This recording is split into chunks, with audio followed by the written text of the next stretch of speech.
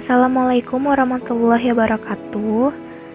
Halo semuanya, di sini aku akan membahas mengenai soal UAS Mikro tahun lalu. Tapi seperti biasa kita akan membahas materi yang hitungannya terlebih dahulu ya. Di sini aku akan mengambil soal nomor 2 dan nomor 3. Teman-teman boleh dilihat dulu soal yang udah dikirim di grup Brilian yang nomor 2 dan nomor 3. Selamat menyimak teman-teman. Oke, kita langsung masuk ke nomor 2, dimana di soal Brilian diketahui bahwa TK-nya ada dari 0 sampai 10 dan TP-nya bisa kalian lihat sendiri. Nah, pertama-tama kalian bikin tabel seperti contoh ini. Ada 4 kolom, berarti ada TK, TP, MPL, dan APL. Nah, TK itu artinya kan tenaga kerja, bisa juga dilambangkan dengan L atau lebar. Dan TP itu total produksi atau juga bisa dilambangkan dengan Q atau quantity. Pertama-tama, kalian sesuaiin aja angka yang ada di soal sama angka yang ada di tabel yang akan kalian buat seperti contoh yang aku terangin ini. Tinggal isi aja TK-nya 0, 1, 2, 3 sampai 10 dan TP-nya 0, 10, 22, 36 sampai 55. Kalau udah, nanti kita akan mengisi MPL dan APL-nya. Oke, yang pertama kita akan mencari MPL, di mana rumus dari MPL itu delta Q dibagi delta L. Apa yang dimaksud delta? Delta itu jarak dari angka ke angka selanjutnya. Yang pertama kita lihat dulu ada delta Q. Berarti kita cari nih di kolom Q. Kolom Q itu yang mana? Kolom Q itu yang TP, yang 0, 10, 22 sampai 55. Nah, kita lihat nih jaraknya dari 0 ke 10, dari 10 ke 22, dari 22 ke 36 sampai seterusnya sampai jarak dari 59 ke 55. Kita setelah itu lihat dulu yang delta L. L itu yang mana? L itu yang TK, yang tenaga kerja. Sama, kita lihat jaraknya dari 0 ke 1, 1 ke 2, 2 ke 3 sampai seterusnya di mana 9 ke 10.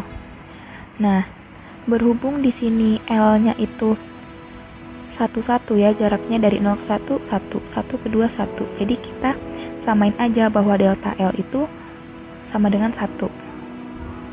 Sekarang kita tinggal cari delta Q, di mana kalian perhatiin baik-baik ya. Delta Q itu berarti dari 0 ke 10. Kalau yang MPL pertama itu strip aja ya, karena kan 0 juga. Jadi nggak usah diisi, jadi strip aja. Lanjut ke 0 ke 10, berarti jaraknya 10. 10 ke 22 jaraknya 12. 22 ke 36 jaraknya 14. 36 ke 46 jaraknya 10. 46 ke 53 jaraknya 7. 53 ke 58 jaraknya 5. 58 ke 61 jaraknya 3. 61 ke 61 jaraknya 0 karena nilainya sama, jadi tulis aja 0. Lalu 61 ke 59 jaraknya 2, 59 ke 55 jaraknya 4. Bisa dipahami ya. Kita simpan dulu hasil MPL ini, lalu kita akan lanjut menghitung APL. Nah, sekarang kita lanjut menghitung APL, di mana rumus dari APL itu Q dibagi L. Kalau tadi MPL ada deltanya, kalau APL nggak perlu ada deltanya, jadi benar-benar Q dibagi L aja. Nah, kita lihat Q itu yang mana, sama kayak tadi, Q itu yang TP. sedangkan L itu yang TK. Kita tinggal lihat ya, berarti yang pertama dulu nih, baris pertama 0 dibagi 0 hasilnya strip ya, karena angka berapapun yang dibagi 0 hasilnya akan tidak terhingga. Lalu yang kedua 10 bagi 1 10, 22 bagi 2 11, 36 bagi 3 12, 46 bagi 4 11,5, 53 bagi 5 10,6, 58 bagi 6 9,67, 61 bagi 7 8,71, 61 bagi 8 7,62, 59 dibagi 9 6,55, 55 dibagi 10 5,5. Nah, di sini kan tadi yang ditanyakan itu hitunglah NPL dan APL-nya. Berhubung kita udah dapat NPL dan APL-nya, berarti pertanyaan yang pertama udah terjawab. NPL-nya segini dan APL-nya segini gitu. Nanti kita akan menghitung ke pertanyaan berikutnya. Oke, kita lanjut ke pertanyaan berikutnya, yaitu pada penggunaan tenaga kerja berapa total produk mencapai maksimum? Kalian nggak usah pusing-pusing, kalian tinggal cari aja dimana pertama, kalian lihat dulu nih di kolom TP atau di kolom Q yang dari 0, 10 sampai 55 ini, mana yang nilainya paling maksimum atau paling besar. Ada dua kan, ada 61, dua-duanya 61 ya, berarti 61 ini punyanya 7 sama punyanya 8. Berarti kalian tinggal jawab pada penggunaan ke-7 dan 8, pada penggunaan ke-7 dan 8 tenaga kerja agar total produk mencapai maksimum, atau kata-katanya bisa diganti sesuai sama bahasa kalian. Misalnya, jadi total produk mencapai maksimum ketika menggunakan tenaga kerja sebanyak 7 ataupun 8. Kayak gitu juga bisa, atau yang lain juga nggak apa-apa, yang penting intinya sama aja. Kita beralih ke pertanyaan selanjutnya, yaitu jelaskan apa yang dimaksud dengan the law of diminishing marginal product. Dan pada penggunaan tenaga kerja berapa hukum ini mulai berlaku? Nah, pertama-tama kalian bisa ngejelasin dulu nih the law of diminishing product itu apa sih. Nah, di sini aku juga udah ngasih catatan sedikit mengenai the law of diminishing product, atau bisa disebut juga the law of diminishing return. Jadi kalau misalnya pertanyaannya nanti return, itu sama aja kayak produk. Nah, the law of diminishing product ini yaitu ketika unit tambahan suatu input variabel ditambahkan pada input tetap setelah suatu titik tertentu, produk marginal input variabel menurun. Kita lihat ya. Ketika misalnya kuantitas ditambah nih, kuantitas kan dari, kita lihat di kolom yang Q ya, dari 0 ke 10 naik, ke 22 naik, ke 36 naik, sampai 46 misalnya naik. Terus kita lihat nih di MPL-nya, dari 10 ke 12 naik, 12 ke 14 naik, 14 ke 10, kira-kira itu naik atau turun? Turun kan? Nah, yang disebut tadi itu yang produk marginal input variabel menurun. Nah, di sini di yang MPL 10 ini marginal input variabelnya udah menurun. Kita lihat ke samping kiri pojok. Ini tuh menurunnya tuh di saat tenaga kerja berapa sih? Ternyata di saat penggunaan tenaga kerja 4. Berarti nanti kalian bisa ngejawabnya the law diminishing product mulai berlaku ketika penggunaan tenaga kerja keempat gitu. Bisa ya?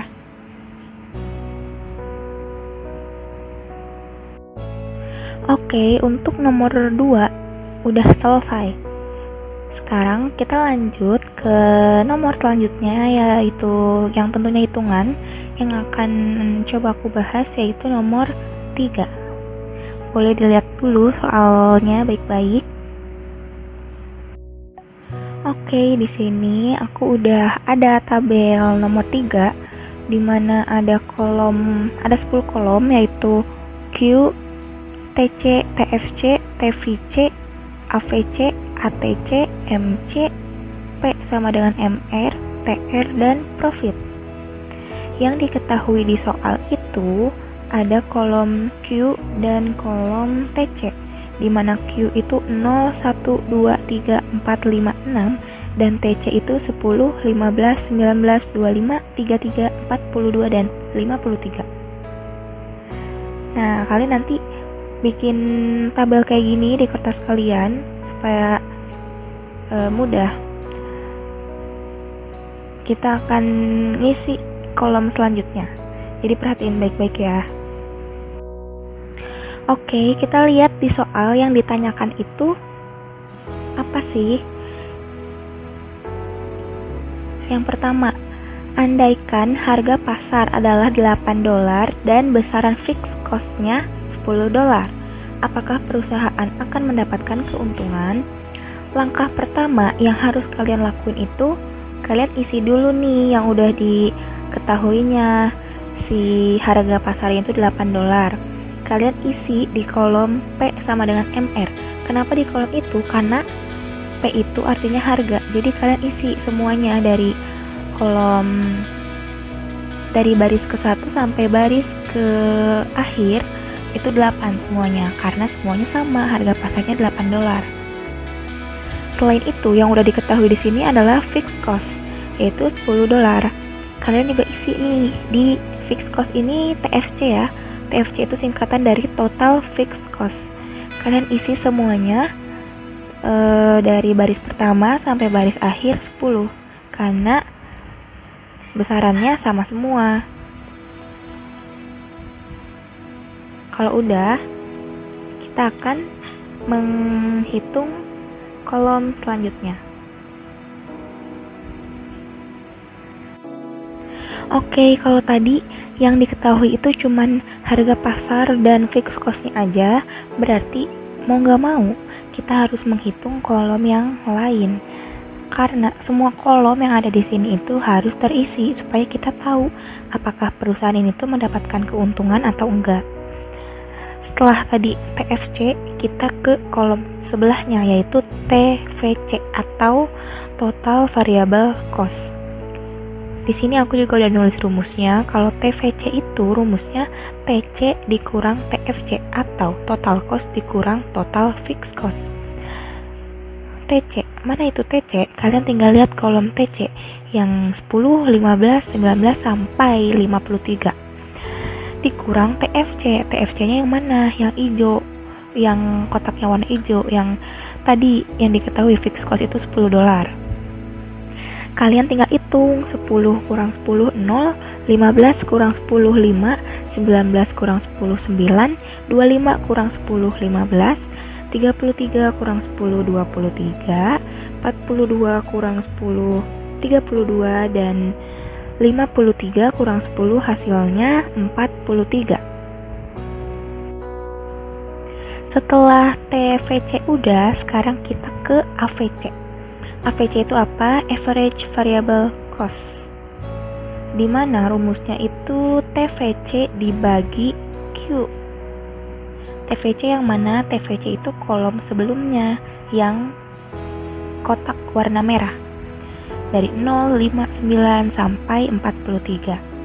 Q yang mana? Yang pojok kiri. Pojok kiri banget, yang 0, 1, 2 sampai 6. Kita tinggal hitung. Lihat baik-baik ya kolom TVC sama kolom Q. Yang pertama 0 dibagi 0. Angka berapapun yang dibagi 0 hasilnya akan tidak terhingga. Lambangnya kayak gitu ya. Tidak terhingga itu artinya. Selanjutnya 5 bagi 1 5, 9 bagi 2 4,5, 15 bagi 3 5, 23 bagi 4 5,75, 32 dibagi 5 6,4, 43 dibagi 6, 7,16. Kita lanjut ke kolom selanjutnya, yaitu ATC atau Average Total Cost, di mana rumusnya TC dibagi Q atau Total Cost dibagi Q. Total Cost yang mana? Total Cost yang kedua pojok kiri, yang 10, 15, 19, sampai 53. Kalau yang Q dari 0, 1, sampai 6. TC dibagi Q. Pertama, 10 dibagi 0. Seperti yang sebelum-sebelumnya, angka berapapun yang dibagi 0, 1 hingga. Yang kedua, 15 bagi 1, 15. 19 bagi 2, 9,5. 25 dibagi 3, 8,3. 33 dibagi 4, 8,25. 42 dibagi 5, 8,4. 53 dibagi 6, 8,83. Oke, setelah ATC udah, sekarang kita akan mengisi kolom MC, di mana MC itu adalah marginal cost. Rumusnya delta TC, yaitu jarak di kolom TC. Yang pertama, kita lihat dulu 10. Kalau di MC-nya isi aja strip. Kita hitung selanjutnya dari 10 ke 15 jaraknya yaitu 5, 15 ke 19 jaraknya 4, 19 ke 25 jaraknya 6, 25 ke 33 jaraknya 8, 33 ke 42 jaraknya 9, dan dari 42 ke 53 jaraknya 11. Oke, kalau tadi MC udah, kita ke kolom selanjutnya lagi. Berhubung P sama dengan MR-nya udah terisi, kita lewat. Kita masuk ke kolom TR. TR itu total revenue, di mana rumusnya P dikali Q atau harga dikali kuantitas. Kita tinggal lihat kolom P itu yang mana. Kolom P itu yang kotaknya warna hijau, yang angka 8. Kalau yang Q itu yang pojok kiri, pojok paling kiri, yang 0, 1, sampai 6. Kita tinggal kaliin aja. 8 dikali 0, 0. 8 kali 1, 8. 8 kali 2, 16. 8 kali 3, 24. 8 kali 4, 32. 8 kali 5, 40. Dan yang terakhir, 8 kali 6, 48. Oke, kita akan menuju ke kolom yang terakhir, yaitu kolom profit. Di mana profit ini rumusnya TR dikurang TC atau total revenue dikurang total cost. Total revenue itu yang mana? Yaitu kolom yang sebelum profit banget, yang kotaknya warna coklat. Kalau total cost yang kedua dari pojok kiri, yang 10, 15, 19, sampai 53. Tinggal dikurang aja nih, TR dikurang TC. Kalian lihat baik-baik kolom TR dan kolom TC. Yang pertama, 0 dikurang 10, negatif 10. 8 dikurang 15, negatif 7. 16 kurang 19, negatif 3. 24 dikurang 25, negatif 1. 32 dikurang 33, negatif 1. 40 dikurang 42, negatif 2. Dan yang terakhir, 48 dikurang 53, hasilnya negatif 5. Ternyata semuanya negatif. Setelah kita mengisi tabel semuanya, kita lihat lagi ke pertanyaan poin B, yang dimana kalau harganya tadi itu $8 dan fixed cost-nya $10, apakah perusahaan akan mendapatkan keuntungan? Kita bisa melihat apakah mendapat keuntungan atau enggaknya tentunya di kolom profit. Kita lihat sekarang di profit tuh ada gak yang enggak negatif? Semuanya negatif kan? Artinya kalian bisa nyimpulin kayak gini, jika dilihat dari hasil perhitungan profit, semuanya menandakan angka yang negatif, yang dimana pada kondisi harga $8 dan total fixed cost $10, perusahaan akan mengalami kerugian. Setelah pertanyaan poin B terjawab, kita lanjut ke pertanyaan poin C. Guna meminimumkan kerugian, tentukan berapa banyak output yang harus dihasilkan, lalu perusahaan harus melanjutkan atau menutup usahanya. Kita lihat baik-baik perintah soal atau pertanyaan soal. Guna meminimumkan kerugian. Ini kan kita lihat ya, hasilnya udah negatif semua, tentu berarti semuanya rugi kan. Tapi untuk meminimumkan kerugian berarti kita cari angka yang paling kecil di antara negatif-negatif ini. Kita lihat mana sih yang paling kecil di antara negatif 10, negatif 7, negatif 3, negatif 1, negatif 2, dan negatif 5. Ternyata yang paling kecil itu ada di angka negatif 1. Tapi negatif satunya ada 2. Yang mana yang harus kita pilih? Oke, selanjutnya kita akan melihat di penjelasan berikutnya. Nah, kalau tadi kan kita bingung ya, ngambil minus satunya yang mana sih? Yang atas atau yang bawah? Kita lihat, syaratnya itu harus MR sama dengan MC. Kita lihat dulu yang pertama, yang min 1 yang atas. Kita lihat apakah MR-nya sama dengan MC. MR-nya berapa? 8. MC-nya ternyata 6. Berarti syaratnya nggak bisa dipenuhi karena MR bukan sama dengan MC. Coba kita lihat lagi min 1 yang di bawah. MR-nya 8, MC-nya 8. Berarti syarat MR sama dengan MC udah terpenuhi. Nah, kita lihat lagi. Ini tuh MR sama dengan MC itu ada di kuantitas berapa sih? Ada di output berapa sih? Ternyata ada di output 4. Berarti nanti kalian bisa ngejawabnya, guna meminimumkan kerugian, output yang harus dihasilkan itu sebanyak 4. Tapi belum selesai hitungannya, masih ada lagi. Nah, kan tadi pertanyaan yang berapa banyak output yang harus dihasilkan udah terjawab. Sekarang kita jawab pertanyaan selanjutnya itu yang apakah perusahaan harus melanjutkan atau justru malah harus menutup usahanya. Kita bisa menentukan perusahaan itu lanjut atau tutup. Dilihat dari apa? Syaratnya itu TR harus lebih besar dari TVC atau total revenue harus lebih besar dari total variable cost. Itu udah mutlak ya, kalau kita mau ngelihat lanjut atau enggaknya harus dari situ, TR lebih besar dari TVC. Nah, tadi kan kita udah pilih nih yang output keempat kan yang kita pilih. Nah, kita lihat di output keempat ini apakah TR-nya udah lebih besar dari TVC. Kita lihat dulu TR di quantity 4. TR-nya berapa? Ternyata TR-nya 32. Setelah lihat TR, sekarang kita lihat ke kolom TVC. TVC-nya berapa? Ternyata 23. Berarti udah memenuhi syarat belum? Udah, karena 32 lebih besar dari 23. Nah, kalau udah semua, berarti kita udah bisa menyimpulkan pertanyaan dari poin C.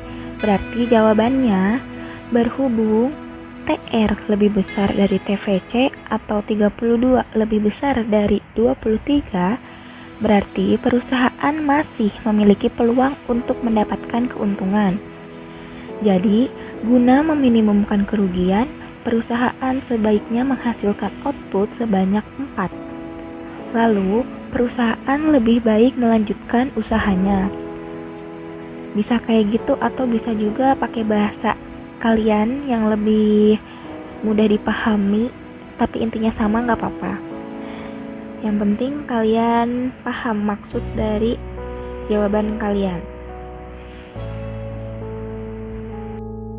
Nah, kita lanjut ke pertanyaan terakhir, yaitu poin D, di mana gambarkan grafik secara lengkap. Grafiknya harus lengkap. Pertama, kalian bikin dulu sumbu X dan sumbu Y yang kayak bentuk huruf L. Pokoknya kalian bikin dulu yang pertama grafik yang huruf L, yang garis horizontal dan garis vertikal. Setelah itu kalian tarik garis di tengah yang P sama dengan 8. Nah, kalian tarik garis dulu nih horizontal di tengah-tengah sampai ujung, sampai ada keterangan MR sama dengan P. Setelah itu kalian bikin dulu garis lengkung ATC. Garis lengkung ATC itu yang mana? Yang di atas P. Garis lengkung itu ada ya, udah ditandain ATC. Setelah itu kalian bikin garis lengkung di bawah P, yaitu AVC. Kenapa ATC di atas P dan kenapa AVC di bawah P? Nah, tadi kan kita tahu ya bahwa di awal itu perusahaan mengalami kerugian. Kalau perusahaan rugi, ATC ini harus di atas P. Garis lengkung ATC kalau rugi itu harus di atas P. Jadi garis lengkung ATC, P baru garis lengkung AVC. Nah, setelah itu kalian bisa tarik garis ke titik potong ATC. Kan tadi udah ada nih garis lengkung ATC. Kalian tinggal bikin titik-titik sampai nyentuh si garis lengkung ATC. Dan kalian kasih angka di situ 8,25. Selanjutnya sama kayak yang garis lengkung AVC, kalian tinggal tarik garis titik-titik sampai menyentuh garis lengkung AVC dan kalian kasih angka 5,75. Setelah itu kalian harus bikin garis lengkung MC. Garis lengkung MC itu bergerak dari bawah ke atas kanan, dari bawah nih. Nah, kalian itu nyentuh dulu yang tadi titiknya AVC itu, yang tadi ditarik garis itu kan AVC punya titiknya dan ATC juga punya titiknya. Nah, kalian ikutin aja, kalian harus kena ke titik itu, ke titik AVC, ke titik P, dan ke titik ATC. Lalu kalian namain garis lengkung itu namanya MC. Nah, berarti kan di sini tuh ada dua bagian ya, ada yang atas dan yang bawah. Yang atas itu kalian kasih nama loss, bahwa itu tuh berarti daerah kerugian. Kalau yang bawah kalian kasih nama operating profit, karena pada awalnya dia rugi namun dia ternyata masih bisa mendapat keuntungan. Jadi yang bawah kalian bisa kasih nama operating profit. Untuk grafik lengkapnya kayak gitu.